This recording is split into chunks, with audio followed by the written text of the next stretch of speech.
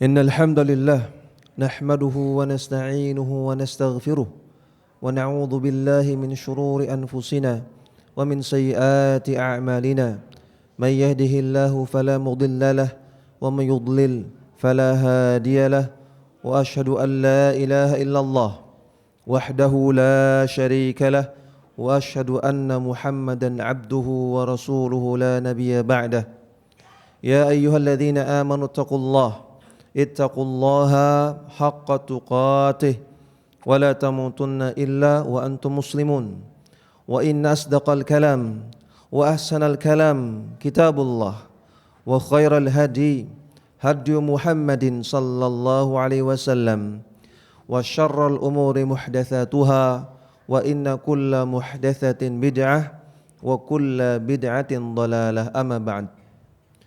Ma'asyiral mu'minin, jamaah Jumat yang semoga senantiasa dirahmati dan diberkahi oleh Allah Subhanahu wa taala. Kami sebagai khatib mewasiatkan, menasihatkan diri kami sendiri dan juga jamaah sekalian untuk terus meningkatkan iman dan takwa kita kepada Allah Subhanahu wa taala.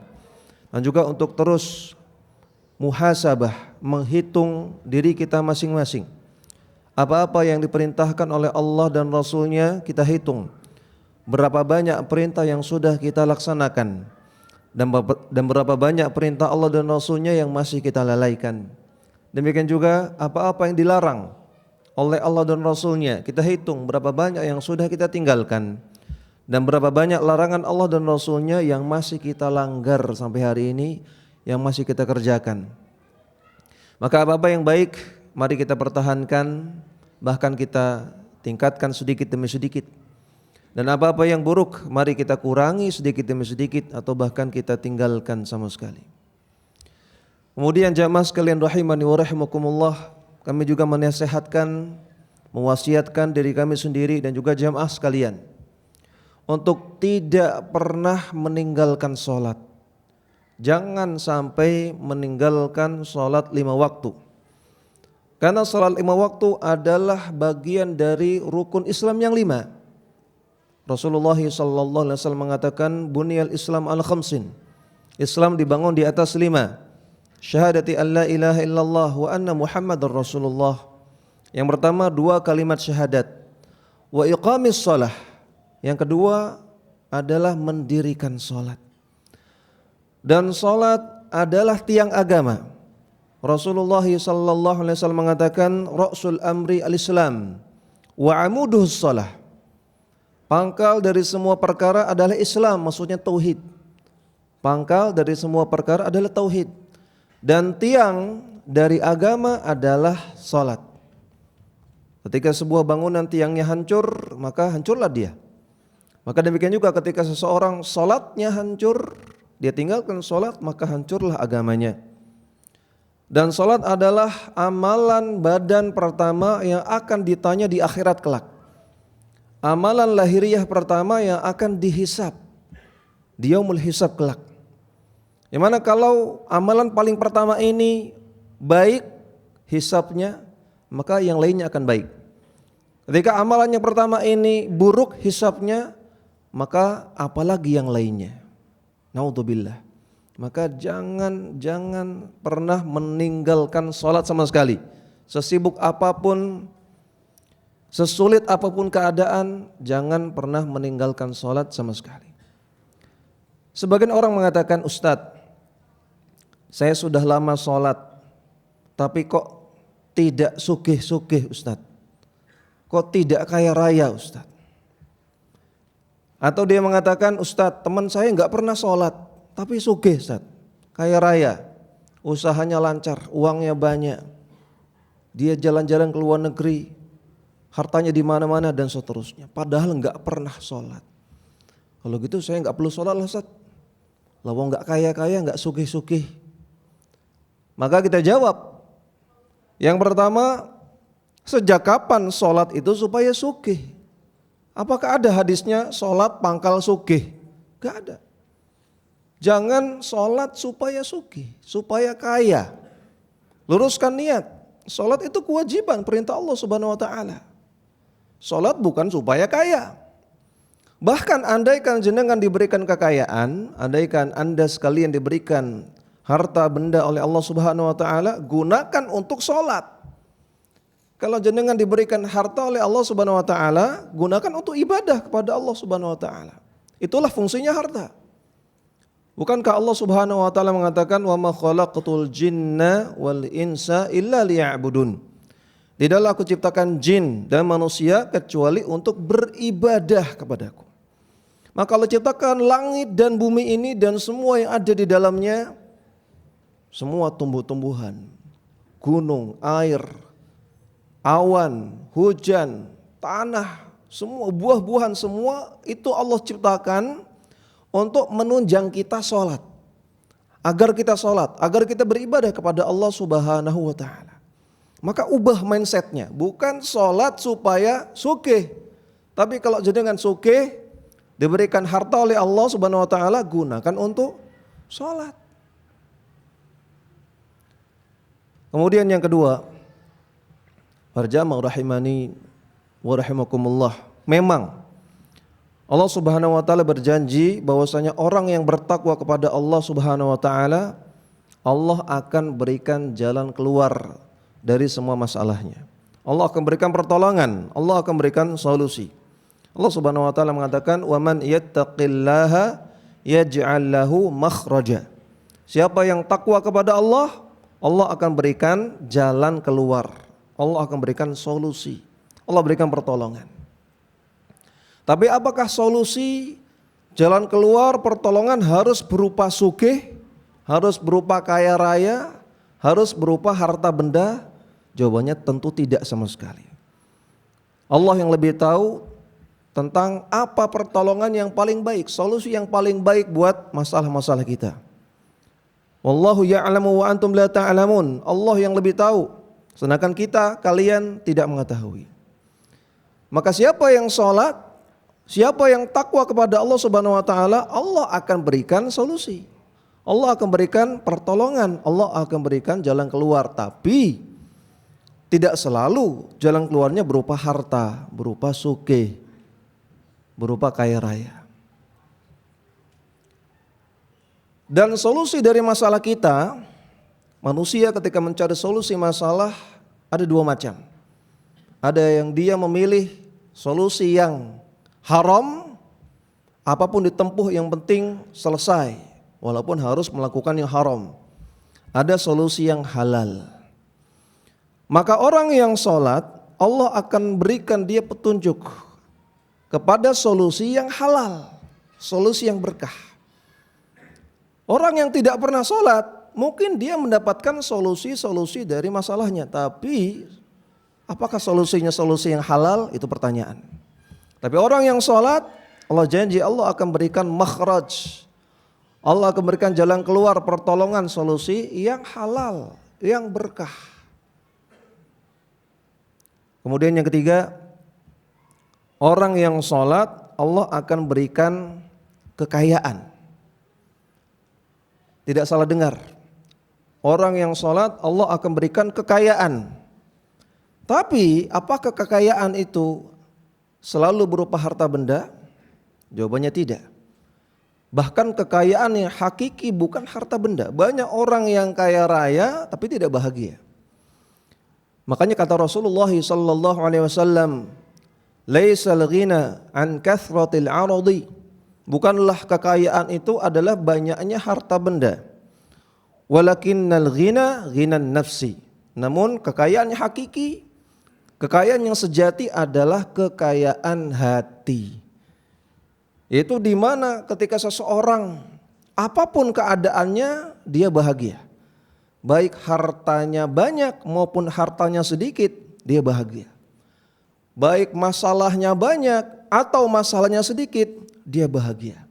Apakah dia kaya, apakah dia miskin, dia tetap bahagia. Itulah kekayaan yang sejati. Dan itulah kekayaan yang Allah akan berikan kepada orang-orang yang sholat.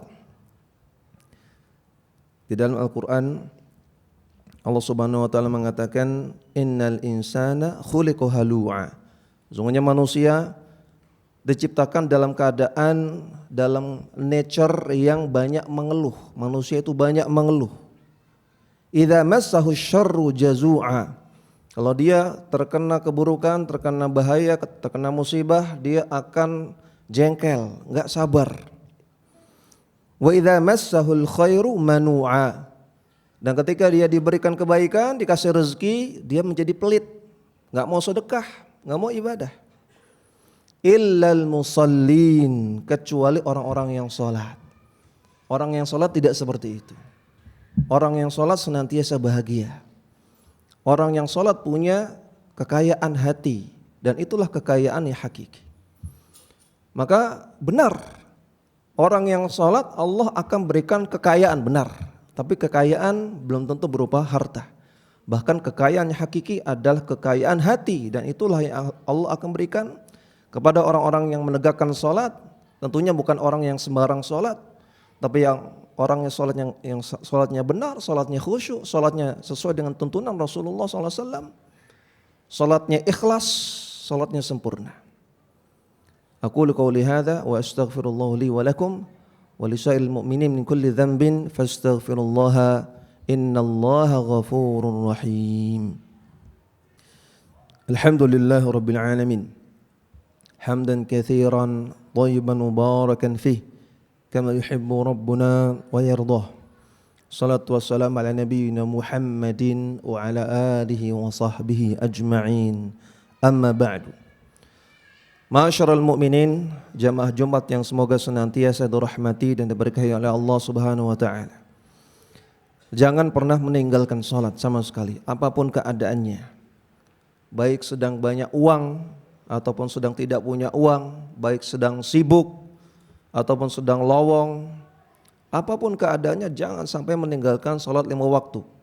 Andaikan belum bisa salat berjamaah 5 waktu di masjid, maka minimal salat di rumah. Yang penting masih salat.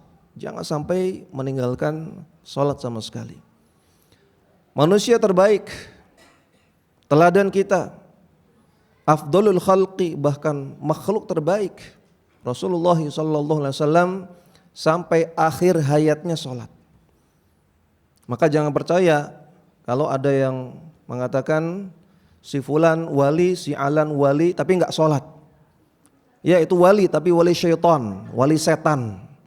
Rasulullah SAW pemimpinnya para wali, sampai akhir hayatnya beliau salat. Bahkan ketika beliau sakit, beliau bertanya kepada para sahabat, wahai para sahabat, sudah salat belum? Kata para sahabat, belum Rasulullah, mereka menunggu engkau untuk ngimami. Maka ketika Nabi mau bangun, Nabi pingsan. Ketika Nabi sadar, sudah salat belum? Belum Rasulullah, mereka menunggu engkau. Ketika Nabi ingin bangun, pingsan lagi. Terus demikian sampai akhirnya beliau memutuskan untuk memerintahkan Abu Bakar As-Siddiq untuk mengimami orang-orang salat. Sampai akhir hayatnya beliau tetap salat, bahkan beliau tetap ingin salat di masjid. Bayangkan.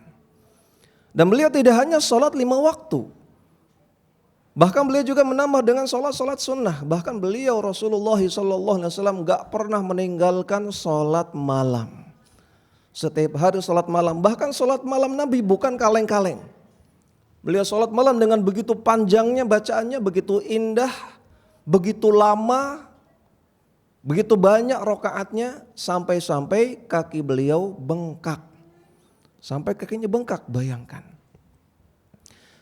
Sampai-sampai istri beliau bertanya, wahai Rasulullah, engkau adalah orang yang sudah Allah ampuni dosa-dosanya yang telah lalu dan yang akan datang, engkau sudah pasti surga Rasulullah. Untuk apa ngoyo? Untuk apa capek-capek sholat sampai kakimu bengkak Rasulullah? Maka beliau Rasulullah SAW menjawab, afala akuna abdan syakura? Bukankah sudah seharusnya aku menjadi hamba yang bersyukur? Lihat, jawaban yang sangat indah sekali. Kalau ada pertanyaan kenapa sih kita harus sholat, maka ini jawabannya. Sebagai bentuk rasa syukur kita kepada Allah Subhanahu wa ta'ala. Di luar sholat itu kewajiban, sholat itu amalan yang fardu ain, maka minimal ini satu alasan kita harus sholat. Sebagai bentuk rasa syukur kita kepada Allah Subhanahu wa ta'ala, Allah sudah berikan jenengan nyawa. Allah sudah berikan jenengan nafas, kehidupan, badan yang sehat, mata yang bisa melihat, telinga yang bisa mendengar, mulut yang bisa bicara, jantung yang normal, peredaran darah yang berjalan dengan baik sejak puluhan tahun yang lalu sampai hari ini. Ini nikmat yang besar. Apakah semua nikmat itu dan juga nikmat-nikmat yang lain, nikmat harta, nikmat punya pasangan, nikmat punya anak, nikmat punya rumah, punya kendaraan, dan nikmat yang lain, apakah semua itu jenengan sudah matur suwun sama Allah Subhanahu wa taala? Sudah bersyukur pada Allah Subhanahu wa taala? Ataukah malah banyak maksiat kepada Allah Subhanahu wa taala? Maka sudah semestinya semua nikmat ini kita syukuri, kita matur suwun kepada Allah Subhanahu wa taala dengan cara apa? Dengan cara menegakkan sholat. Semoga Allah berikan taufik dan hidayah kepada kita semua agar kita menjadi orang-orang yang senantiasa mendirikan sholat, sholatnya ikhlas, sholat yang sesuai sunnah, sholatnya khusyuk, sholat yang diterima oleh Allah Subhanahu wa taala, dan agar kita menjadi orang-orang yang terus istiqamah beribadah kepada Allah Subhanahu wa taala sampai ajal menjemput kita dalam keadaan husnul khatimah. Amin ya rabbal alamin. Innallaha wa malaikatahu yusholluna 'alan nabi. Ya ayyuhalladzina amanu shallu 'alaihi wasallimu taslima. Allahumma shalli 'ala Muhammad wa 'ala ali Muhammad kama shallaita 'ala ali Ibrahim innaka Hamidum Majid. Allahumma ighfir lil muslimina wal muslimat wal mu'minina wal mu'minat al ahya'i minhum wal amwat innaka sami'un qaribun mujibu da'awat ya qadiyal hajat. Allahumma ighfir lana ولوالدينا وارحمهما كما ربيانا صغارا. اللهم إنا نسألك الجنة ونعوذ بك من النار. اللهم إنا نسألك علما نافعا ورزقا طيبا وعملا متقبلا. اللهم إنا نسألك الهدى والتقى والعفاف والغنى. اللهم أصلح أولادنا. اللهم أصلح أزواجنا. اللهم أصلح قريتنا هذه يوغياكرتا. اللهم أصلح بلدتنا هذه إندونيسيا. اللهم أصلح ولاة أمورنا وارزقهم البطانة الصالحة التي تدلهم على الخير وتعينهم عليه يا رب العالمين. اللهم انصر واحفظ إخواننا في أعجه وفي سومطرة بارت وفي سومطرة أوتارا وفي كل مكان. اللهم انصر إخواننا المستضعفين في فلسطين. اللهم انصرهم يا قوة المتين. ربنا آتنا في الدنيا حسنة وفي الآخرة حسنة وقنا عذاب النار. وصلى الله على نبينا محمد والحمد لله رب العالمين. Tahukah Anda, ada 3 amalan yang pahalanya tidak akan terputus setelah kita meninggal? Sedekah jariah, ilmu yang bermanfaat, dan doa anak soleh.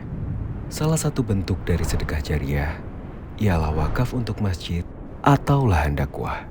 Alhamdulillah, Masjid Pogung Dalangan kembali membuka kesempatan bagi siapa saja yang ingin berwakaf, bersama membebaskan lahan untuk perluasan masjid dan pengembangan sarana dakwah dengan target dana wakaf sebesar 10 miliar rupiah.